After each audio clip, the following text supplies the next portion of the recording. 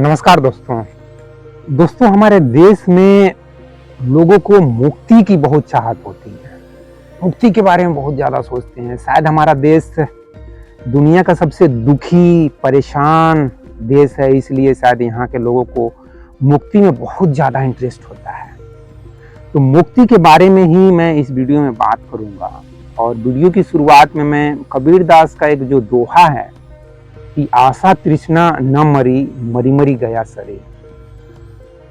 कबीरदास कहना चाहते हैं कि हमारा शरीर बार बार मर गया, लेकिन हमारे अंदर की जो आशा और तृष्णा है, भोग विलास करने की, जो सुख पाने की जो इच्छा है, जो तृष्णा है, जो आशा है, जो डिजायर है, ड्रीम है, वो पूरा नहीं हुआ और इसलिए हम बार बार मरकर पैदा होते हैं।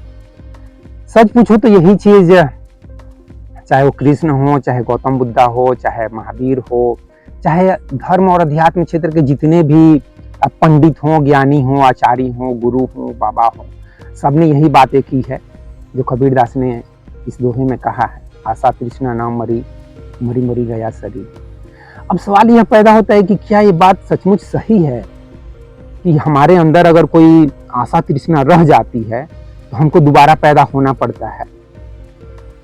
अब कृष्ण तो बोले हैं कि भाई नैनम छिदन्ति सहस्राणि, और दूसरा दोहा बोले हैं कि हम उसी तरीके से वस्त्र को त्याग देते हैं जैसे हम कोई पुराना वस्त्र को त्याग देते हैं। हमारा शरीर उसी तरीके से हमारे पुराने वस्त्र को त्याग देती है हमारे शरीर को। वो बशानी ननानी कुछ है ना कभी श्लोक, तो उस श्लोक में यही बोलते हैं। वो श्लोक मुझे क्यों याद हो रहने लगा यार, मेरा संस्कृत वैसे भी ठीक नहीं था, इसी तरीके से रट्टा मार के मैं पास करता था।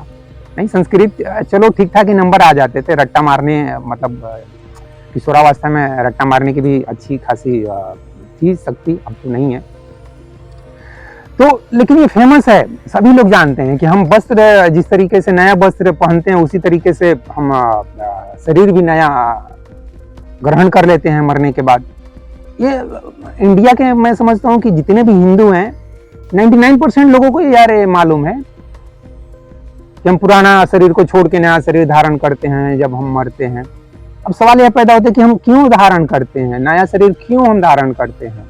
आचार्य प्रशांत को छोड़ो, वो क्या ज्ञान देते हो उसको छोड़ो, आचार्य प्रशांत को इतना ज्यादा वैल्यू देने की जरूरत नहीं है। वो कंफ्यूज करते रहता है, वो लोगों को कंफ्यूज करते रहता है।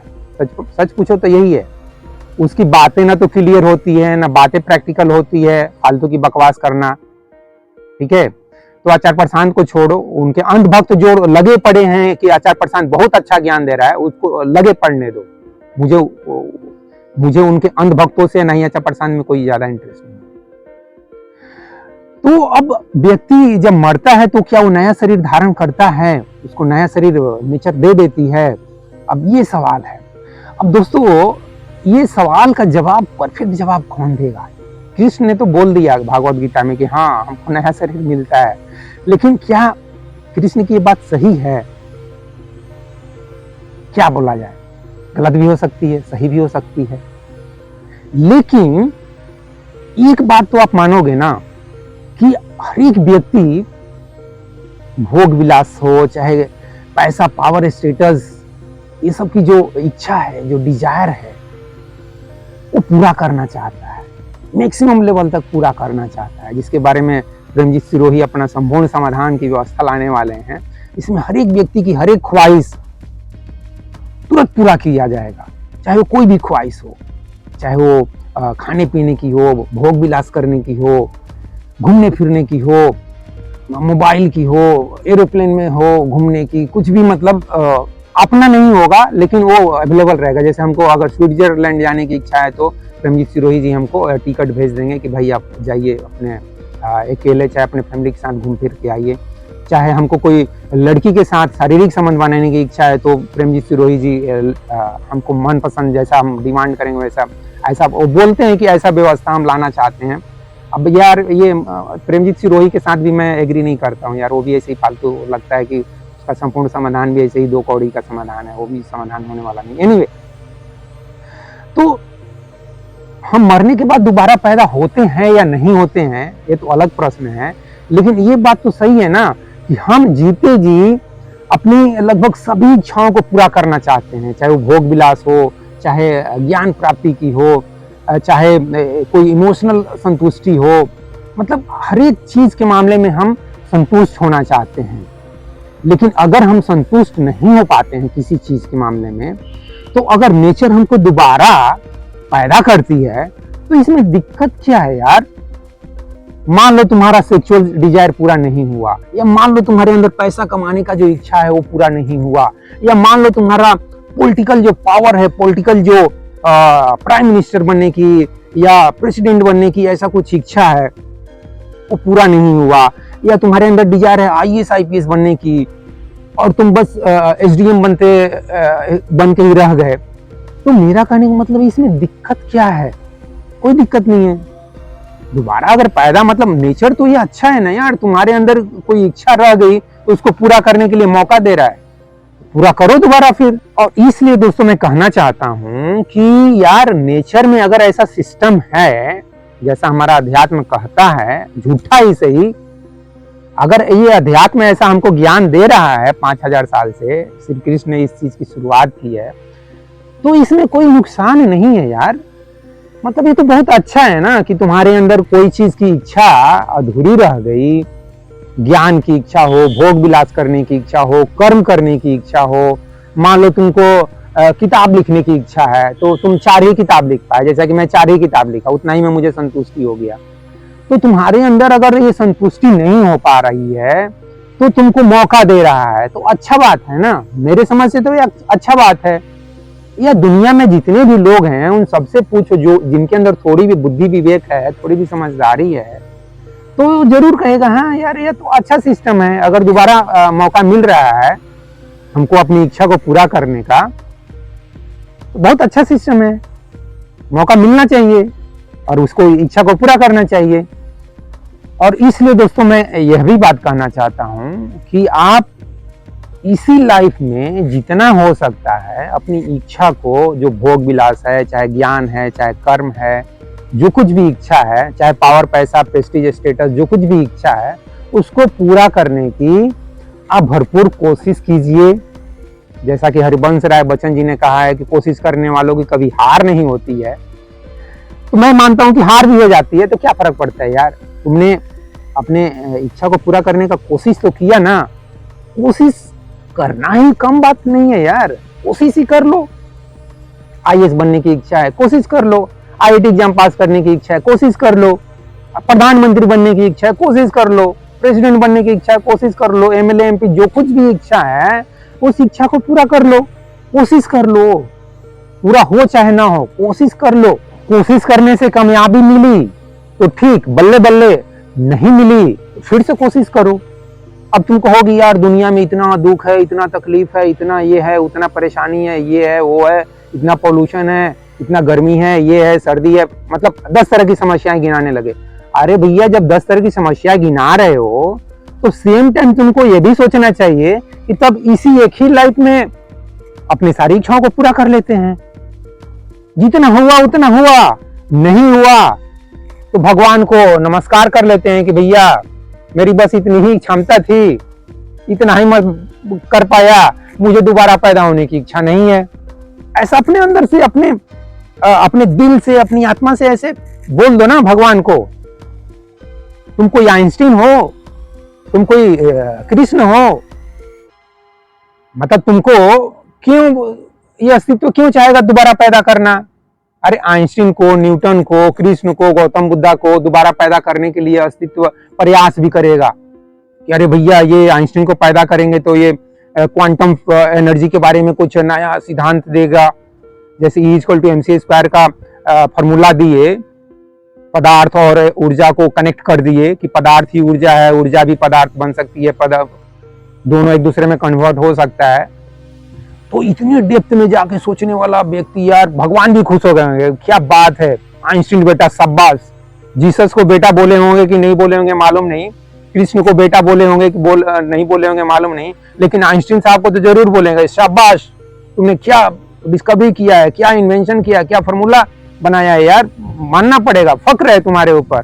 तो आइंस्टीन जैसे व्यक्ति को दोबारा पैदा करने में परमात्मा इंटरेस्ट लेगा, सुप्रीम पावर इंटरेस्ट लेगा कि हाँ यार इस बंदे में दम है, इसको दोबारा पैदा करना चाहिए।